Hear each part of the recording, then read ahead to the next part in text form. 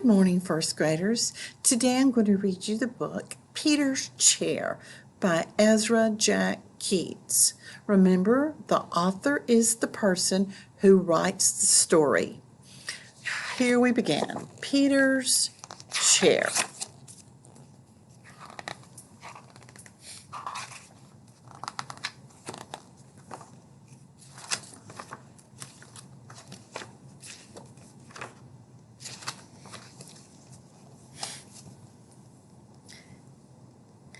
Peter stretched as high as he could.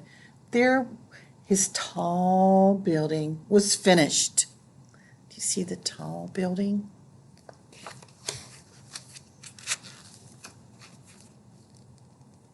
Crash! Down it came. Shh, called his mother. You'll have to play more quietly. Remember, we have a new baby in the house. Do you have a new baby in your house?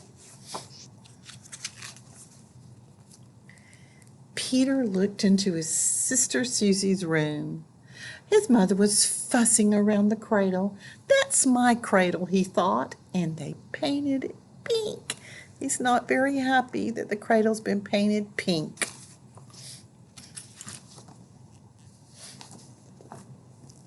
Hi, Peter. Do you see here? Hi, Peter, said his father. Would you like to help paint Sister's high chair? It's my high chair, whispered Peter.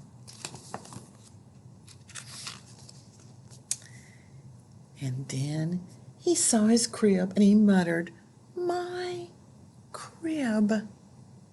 It's painted pink too. Not far away stood his old chair. They didn't paint that yet, Peter shouted. He picked it up and he ran to his room.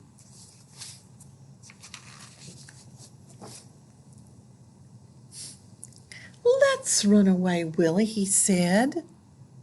Peter filled a shopping bag with cookies and dog biscuits. We'll take my blue chair, my toy crocodile, and the picture of me when I was a baby. Willie got his bone. But he couldn't fit in the chair. He was too big. His mother came to the window and called, Won't you come back to us, Peter dear? We have something very special for lunch. Peter and Willie made believe they didn't hear her. But Peter, he got an idea. Soon his mother saw signs that Peter was home. That rascal is hiding behind the curtain, she said happily.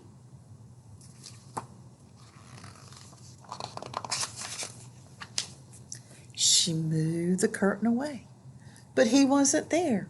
Here I am, shouted Peter. Peter sat in a grown-up chair. His father sat next to him. Daddy, said Peter, let's paint the little chair pink for Sister. And they did.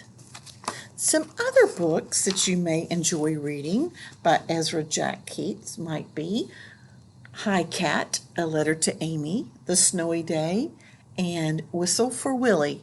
Enjoy your day of reading.